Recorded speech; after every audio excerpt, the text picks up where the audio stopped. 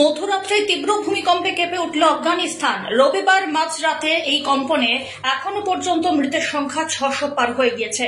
অপরদিকে আহতের সংখ্যাও প্রায় 1,500-এরও বেশি, এমনটাই খবর। আফগানিস্তান প্রশাসনের আশঙ্কা, ধ্বংসস্তূপের নিচে এখনো চাপা পড়ে রয়েছেন বহু মানুষ। তাই মৃত্যু এবং আহতের সংখ্যাও শেষ পর্যন্ত কোথায় গিয়ে থামবে তা এখনই কিছুই বলা যাচ্ছে না। আপাতত শুরু হয়েছে উদ্ধার কার্য। আফগান জনস্বাস্থ্য মন্ত্রণালয় জানিয়েছে, লঘমান এবং নানগারহার প্রদেশে কমপক্ষে 330 জন আহত হয়েছেন, যাদের মধ্যে নানগারহার প্রদেশে আহতের সংখ্যা 250, নিহতের সংখ্যা 9 জন বলে জানা গিয়েছে।